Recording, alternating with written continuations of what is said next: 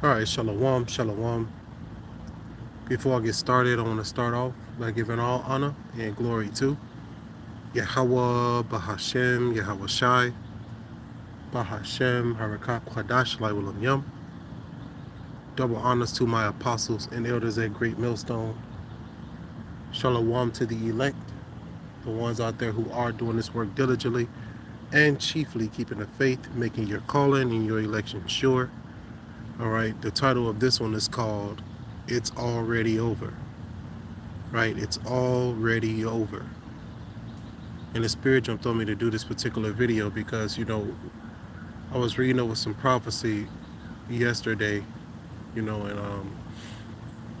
according to prophecy, it's already over. Everything, right? We just got to get to that point in time when it's brought to fruition where the eye can see it. But according to prophecy, man, this place is finished. Esau reign is over. Right? The poverty that we got to go through is over. We're going to be rich. Like, it's already done, man. We just got to get to that point, and that's a beautiful thing. I was reading over, what's that, that's Isaiah, said Isaiah 41, you know, Isaiah 40. All right, the Lord is coming back to comfort his people. But according to prophecy, it's already done, It's going to be like those who woke up from a bad dream, you know. As we look around and we see things that are in place now, eventually you're going to see things uprooted. They're going to become uprooted and burned, right? And shalom, shalom to everybody who's watching. Yahweh Shemi Oshra Barakatah, right? Uh, it's already over with. The pain, the struggle, the adversity, right? The slavery, the oppression, the murders, the hanging, right? It's really already done, man. The scriptures let us know in Isaiah 46 and 10 that the end was written from the beginning and from ancient times the things that are not yet done, saying my counsel shall stand and I will do all my pleasure, right? So whatever happened in life, that was the Lord's pleasure. Whatever will happen in this life, according to prophecy, that's the Lord's pleasure. The scriptures let us know from ancient times, the things that are not yet done have been already written. So when I say that it's all over, it's really all over, man. When you looking through the spirit, that's why you can't faint. The scripture says, what if you strength and if you what is it? If you fail in the day of adversity, thy strength is small, right? Thy strength is small, which is referring to your faith, right? So you got to have faith to believe in these prophecies, to believe that it's all over with, right? You look around and you see the trees right now, but I can already see the winter here, right? I can already see America being on fire, and that's the thing, man. You got to have vision in this thing of ours, man. To be able to believe it's all, have that vision. You got to be thinking about it day and night. You got to be, what is that? Joshua 1 and 8, right? Joshua 1 and 8. You'll have good success when you meditate on these scriptures, man. Hey, Shalom, Yahweh Shemel Shabrakatah, the water for the precepts. This is the brother Kazak Ban Yahawada, Jeremiah 10 and 23. It says, Lord, I know that the way of man is not in himself. It is not in man that walketh to direct his steps. Another precept that come to mind, Proverbs 20 and 24, right? Proverbs 16 and 9. A man's heart deviseth his way, but the Lord direct his steps. That's a precept that I think of when you posted that Jeremiah chapter 10 and 23. And that's the spirit, man. Wherever we walked on this earth in our past, the Lord sent us there. And you got to consider that, right? Consider your own life and where the Lord has directed your footsteps and how the Lord allowed you to overcome certain adversities. That was all through the spirit. And the crazy thing about the flesh is you wouldn't consider how the Lord will bring you through it, while you're in it, because the flesh wants to keep you, not focused on the Lord, right? So you'll be in a situation, right? And it takes the spirit to kick in to get you out the flesh, But some individuals be out there constantly in the flesh, not knowing how they're going to get out of the situation. So they react on their own mind and they fall short. They end up in prison and things like that. But those who trust in the Lord, you already know, right? You have in the back of your mind that no matter what situation you go through, you're going to overcome it through the spirit and power of Yahweh Shem Yahushua, right? This is another precept continuing on Jeremiah 10:24. O Lord, correct me, but with judgment, not in thine anger, lest thou bring me to nothing. You see, and that's what we don't want. We don't want to be corrected in the Lord's anger with these ICBM missiles, right? The nuclear missiles. That's why we get ready now. We get right now, so that way we don't have to go through that particular judgment like the world. Like I said, shalom to everybody who's watching. Yahweh Shemel Shabakatah. All right. Now, Brother Kazak Ban Yahweh posted Mark 14:38. Watch ye and pray lest ye enter into temptation. And the spirit truly is ready, but the flesh is weak. You see? Yeah, the flesh is weak. The flesh want to keep you consumed in this world.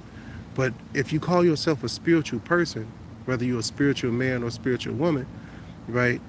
At some point, the spirit has to kick in, right? Consider your entire day. We all have 24 hours. When do the spirit kick in? When do the spirit cause you to go read or go study or go listen to a video or call a brother, help a brother? When do the spirit kick in? And I ask myself that constantly, over and over again, to combat the flesh the best way I can, man. All right. If you a spiritual person, the spirit's supposed to kick in at some point, right? And that's how it's gonna be in the hour of temptation. Yeah, the flesh is gonna try to arise to get you to take the MOTB, but the spirit is gonna kick in and cause you to do what the Lord say, right? The temptation is coming upon all flesh, but only the elect will overcome that temptation through the spirit. You see why? Because you're practicing now. You believe now that the Lord is going to take care of you on everything. So that's going to be your fallback or your safety net when trials arise, right? When that hour of temptation come. And like I said in the title, man, it's all over. It's all over. It's already done. All right? The what you have to go through in that time of temptation, in that hour of temptation, that's been declared from the beginning what you're gonna do. So it's already done. All right, let's just hope and pray we're part of that number that's gonna reject the MOTB, that's gonna stand tall with Yahweh Shem Shine to the end. Brother posted some more precepts. Sirach chapter 32 and verse 24. He that believeth in the Lord taketh heed to the commandment, and he that trusteth in him shall fare never the worse. You see, do you know that it's a commandment that the Lord gave us to be cheerful and to be of a good courage? Right, that's a commandment, to have good courage, to have courage in the Lord. And being courageous doesn't mean that you're absent from fear.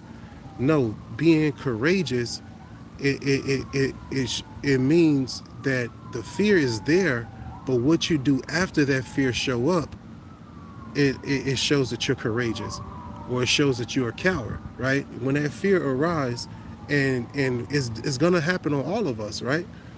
But what you do when that fear arises shows if you're a coward or show if you're courageous. And the Lord gave us a commandment to do what? To be courageous. You see? Now this is 1 Corinthians chapter 2 and verse 14 from the brother Kazak Ban Yahweh. It says, but the natural man receiveth not the things of the Spirit of God, for they are foolishness unto him. Neither can he know them, because they are spiritually discerned.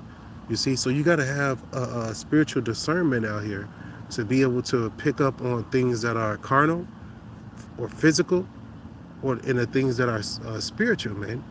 The things that are spiritual are the prophecies. And everything that the Lord ordained to happen in prophecy, it has taken place or it will take place. And there's no getting around it, man. All right, so those who are spiritually discerned, you see the times that we're in. You're like a spiritual weatherman or and you're able to see that rain is coming. That rain will be the representation of the destruction, the danger, right? The flood of fire. You see that's coming, and you're hiding yourself the best way you can under the pavilion of the Lord, right? Now this is First Corinthians chapter 10 and verse 13. There have no temptation taking you, but such as is common to man. But God is faithful, who will not suffer you to be tempted above ye are able, but will with the temptation also make a way to escape, that ye may be able to bear it. You see, so no matter what temptation you go through, right? I'm gonna read that again real quick. 1 Corinthians 10 and 13. There have no temptation taken you, but such as is common to man. But God is faithful, who will not suffer you to be tempted above that ye are able, but will with the temptation also make a way to escape, that ye may be able to bear it. You see, real talk. So there's an escape route from your temptation, and the Lord to give it to you, right? He don't put nothing on your shoulders that you cannot bear, right? He make a way for you to escape. You see, so through these precepts we get to see how it's all over, right? It's all over. The victory is already won. We already won. All right, when World War III takes place, right, and yeah, it will, because the scriptures let us know the third woe comes quickly. So when World War III takes place, the victor of that war, right, controls the earth.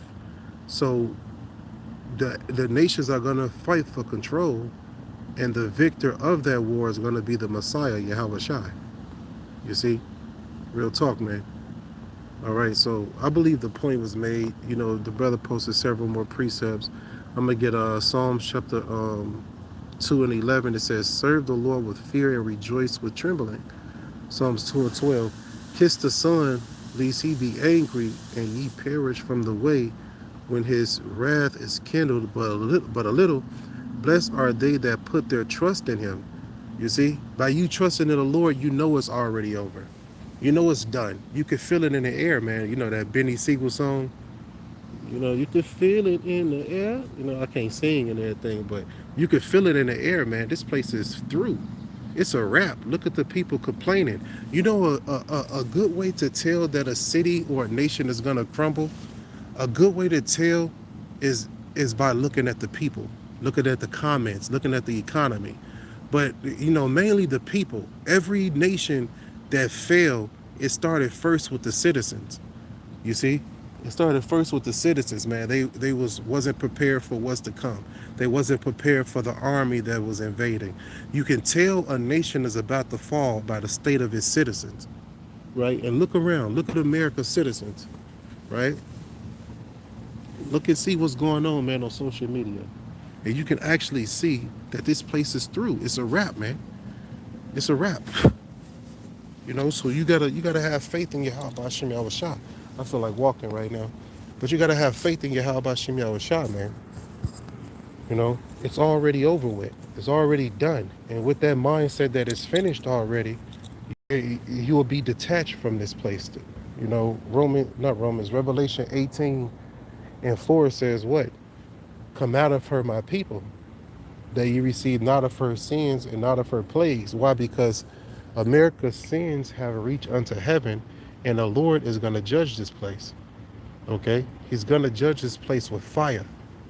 All right? Now, this is a precept from the brother Kazak Ban Yahweh, the second address 2 and 13.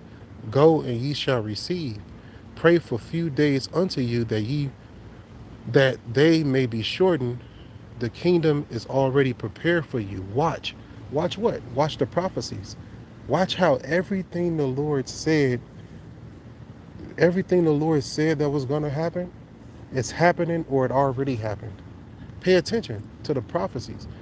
The kingdom is already prepared for us, man.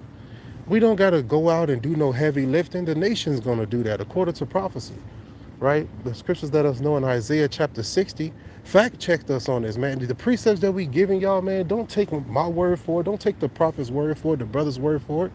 Go out there and do the research yourself, man. All right, Isaiah chapter 60 let you know that the gates of the kingdom of heaven is going to be open continuously. And the forces of the Gentiles, they're going to be bringing their children, the best of the best crops they got, everything, man, the best silks, the best furs, all of that. And guess what? That's already prepared for us already. We just got to get to that point. You see? That's it, man. It's the only thing that's separating us from the kingdom right now is time. That's it. All we got to do is abide our time. We're like prisoners, right? We're like prisoners that's locked up in jail. Once you got that exit date, everything else really don't matter, man. You know, it's when you go sit down and you don't have a date, or you got a date in his life. You see what I'm saying? But the real talk, man, we got an exit date from this prison. Okay, and the Lord is coming to redeem us, to set us free from this prison planet. No, you can be behind bars or you can be so-called free walking the streets. Either way it goes, you in prison. This place is a prison planet for Jake. All right, because you got people in jail. They're outlasting people on the streets. You got Jake being found hung in front of churches. Jake being found hung at golf courses, in front of police stations, right? But you got somebody that's behind bars. They getting 3 meals and a cot. You know, see what I'm saying? So it don't matter where you are. You could be locked up behind bars, or you could be roaming free. This world despises you, Jake. The nations got together to make sure that you don't exist. It says that in Psalm chapter 83, man. You know, you read it for yourself. All these nations gathered together to make sure you don't exist. So their agenda is to lock you up, is to murder you, right? It's to get you off the streets. The whole planet, right? The nations are in agreement to make sure that you are the worst, right? That you're portrayed as the worst, right? When you're really the best. You see? Real talk, man. We're really the best at everything. The scripture says what? Jacob is the former of all things. But, you know, through this captivity, you know, we have been brought low, but the Lord has prophesied that we were going to overcome, that he was going to beautify us again, right? That we were going to be looked at as a great nation again, how all these nations were going to be in servitude under us in the kingdom. That's what's coming in the kingdom of heaven, man. All right, that's what's coming. You know, and it can't be stopped. Whether you like it, accept it, believe it or not, it's already over with. It's already done. All right, it's already finished. The story is written. We just got to get to that point and hold on until we get to that point with everything we got. So hopefully this is edifying. I'm going to end it by giving all honor and glory to Yahweh, Bahashem, Yahweh Shai, Bahashem, Harakah, Kwadash, Laiwalam Yam. Double honors once again to my apostles and elders at Great Millstone. Shalom once again to the elect. Abba, Shalom.